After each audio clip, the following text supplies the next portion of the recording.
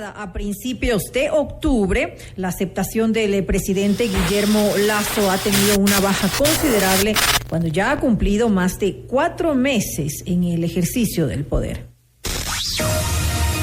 Los protagonistas de la noticia en Notimundo.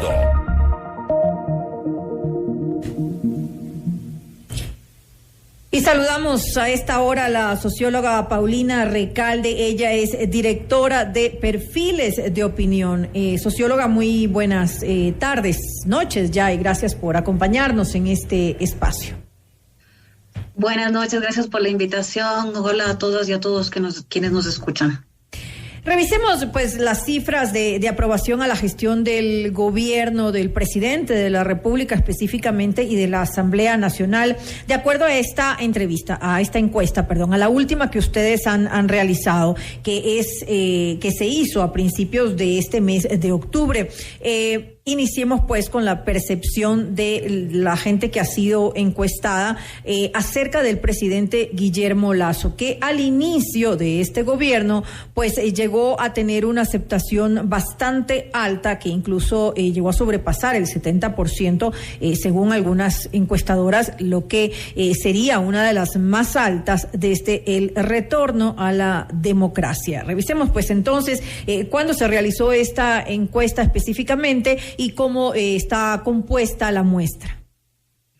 Sí, es una muestra aplicada en las ciudades de Quito y Guayaquil, por lo tanto es válida para estas ciudades, hombres y mujeres de 18 años en adelante, 621 entrevistas.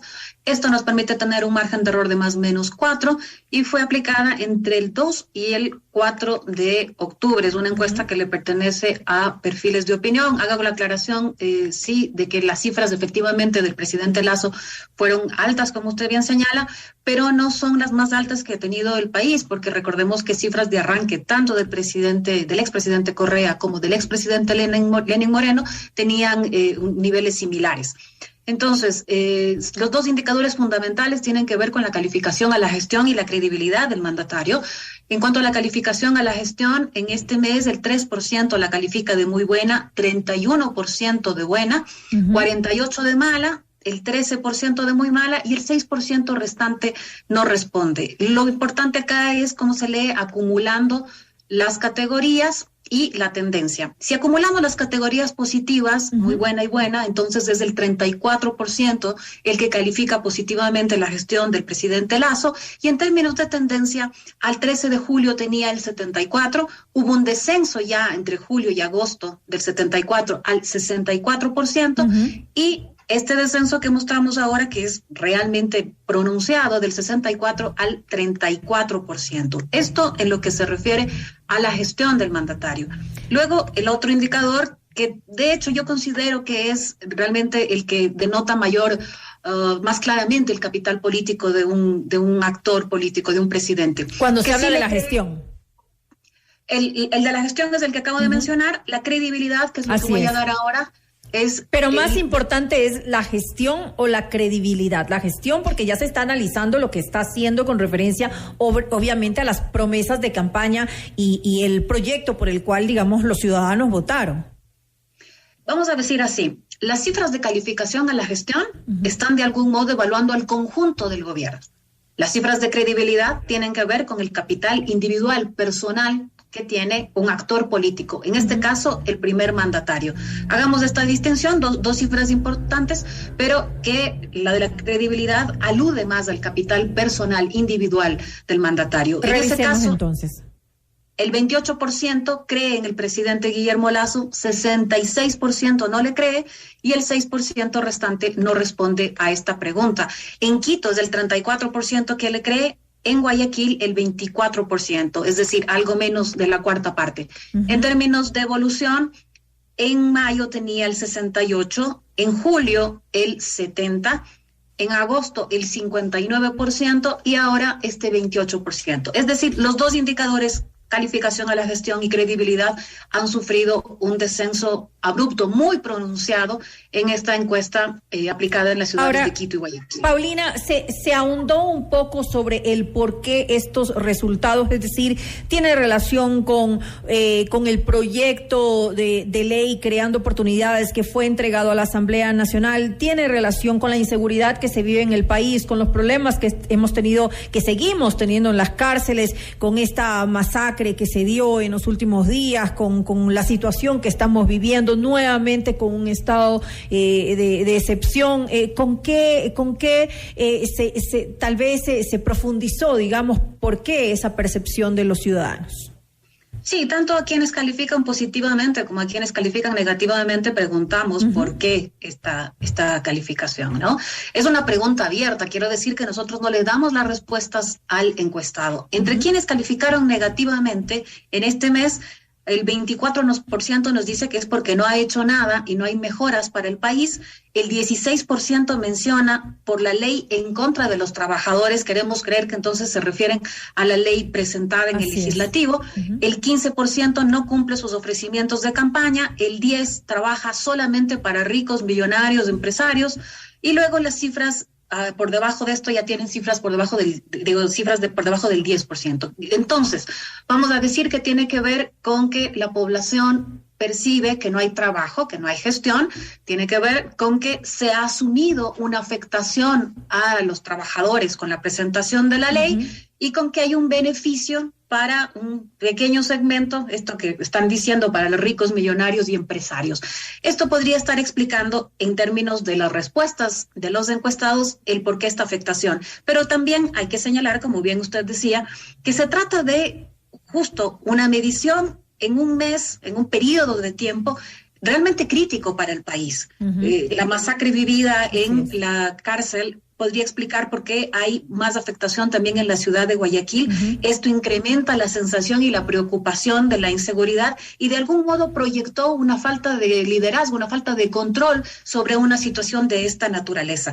Entonces, confluyeron por un lado esto, por otro lado la presentación de la ley que logró tener un efecto más negativo que positivo porque se ha posicionado esto de una afectación en los derechos de los trabajadores y a la par, tanto en la comunicación del gobierno como en la comunicación de los actores de oposición, se enrarece el estado de ánimo porque se evidencia una pugna política.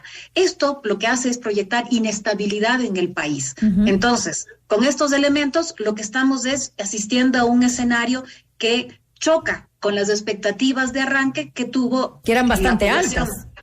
Eran muy altas. Entonces, vamos a decir que por un lado las primeras cifras tenían que ver con la expectativa, luego con una buena evaluación del plan de vacunación, pero hasta ahí. Inmediatamente lo que ha sucedido es este choque, digamos, con la realidad. De hecho, la propia vacunación procura que la población recupere, entre comillas, normalidad y constate o sienta más fuertemente los problemas que ya venía arrastrando. Recordemos que además el país ya venía en una crisis institucional, política, económica. Esto, las elecciones y los primeros meses de gestión del presidente Lasso se configuran en una suerte de paréntesis, pero hay esta expectativa que está represada. En la medida en que la expectativa y la demanda en atención a los principales problemas no ha sido respondida rápidamente, más allá de la vacunación, esto se profundiza. También vienen elementos que agravan la crisis, como me he referido, por ejemplo, a la crisis carcelaria y las cifras también que empiezan ya a publicarse sobre la crecida de la emigración de los ecuatorianos. También es importante revisar ese alto porcentaje que lo califica porque siente que hay inacción por parte de él. Es decir, y eso porque tal vez justamente había una alta expectativa de que se iban a resolver algunos de los problemas del país y no están viendo que se está haciendo mayor cosa. Tal vez justamente esto de que no se llega a nada con los transportistas, no se llega a nada en la Asamblea Nacional. Obviamente estamos solamente un poco más de 4 meses de gestión, pero igual la gente espera resultados y ir viendo que de alguna manera se están haciendo tal vez aproximaciones con diferentes sectores para poder resolver los problemas que tenemos. Pero esto que califican como inacción es porque no lo están viendo. Sí, y es importante lo que mencionaba hace un momento respecto a los subsidios, porque el elemento de la constante crecida en el precio de los combustibles, una que ha sucedido apenas ayer, puede empezar también a afectar el estado de ánimo y la preocupación de la población. Los temas económicos ocupan una buena parte de la preocupación de la población, y si no se puede atender con generación de empleo, si hay un incremento de precio en un elemento que es sensible del combustible porque afecta el resto de precios también, pero además se agudiza la preocupación por la delincuencia. Esta crecida se ha dado en el último mes y se ve empujada ciertamente por la crisis carcelaria. Y dar solución o respuesta a estos problemas para cualquier gobierno es complicado, porque demostrar que se genera empleo, demostrar que se combate la delincuencia, y más aún que se tiene control sobre una crisis tan pronunciada, tan profunda como la carcelaria, es complicado. Más aún, sí, insisto, lo que se ha transmitido de parte del gobierno nacional es esta situación de inestabilidad política, de choque, de bloqueo. Y un elemento adicional, si revisamos estos 4 meses, la oposición se ha ampliado. Por el contrario, el gobierno nacional cada vez luce más solo y ha aumentado o abierto más frentes si pensamos a los actores con los que ha confrontado durante estos 4 meses. Más recientemente, incluso los medios de comunicación, y no estamos acá tocando un tema que, si bien es cierto, no recoge todavía la encuesta, pero va también a sumar este estado de ánimo negativo. Me refiero a los Pandora Papers, es decir, más frentes abiertos, más problemas agudizados y esta confrontación con distintos actores que lo que le deja al gobierno es realmente en soledad para hacer frente a un país que venía 4 años arrastrando crisis y que ahora tiene nuevos elementos en este escenario de crisis. Ahora, hay que tomar en cuenta que el tema de los Pandora Papers todavía no estaba cuando se hizo pues esta encuesta. Esto podría incluso profundizarlo posteriormente más, esa desaprobación que se está dando. Claro, la encuesta la corrimos hasta el día lunes de la semana pasada. Recordemos que los Pandora Papers estallan el domingo a la noche. Así es. Y todo lo que está sucediendo en estos días podría configurar una afectación en el próximo mes, sobre todo por el tipo de comunicación que ha hecho el gobierno nacional. La primera respuesta llega al borde de la medianoche del día domingo. A partir de allí hay varios comunicados, es decir, no se ve una sola estrategia, sino varios comunicados. La segunda carta que llega también al borde de la medianoche, y la carta más extensa no es para explicar o para comunicar cuál es su respuesta a esta demanda, sino para pelear con el diario El Universo por la forma en la que ha cubierto esta noticia. Por eso decía yo que se ha abierto más frentes en estos 4 meses, que ha sumado aliados. Entonces, los Pandora Papers tampoco podemos decir que es un tema que está cerrado ya. Hay que mirar cómo sigue decantando. En el caso de Chile, por ejemplo, para poner un parangón, en el caso de Chile ha llegado ya el riesgo del impeachment para el presidente Piñera, la investigación de la Fiscalía. Hay que ver cómo avanza esto en Ecuador para que se agudice aún más esta sensación de crisis y esta afectación del capital político y de credibilidad del presidente Lasso. Algo que también podría cambiar si se manejara tal vez una comunicación más eficiente. Usted hace un momento lo decía, no se manejó, por ejemplo, el tema de los Pandora Papers de una manera eficaz para llegar al pueblo, para llegar a la gente y comunicar lo que tenía que decirse con respecto a esto, hacer frente a esta situación. Sí, siempre es complicado manejar una crisis, pero me parece que ya ha transcurrido el tiempo suficiente como para que el gobierno muestre una estrategia más clara. Y esto ha sido muy parcelado. Respecto a los problemas de comunicación, yo también añadiría 2.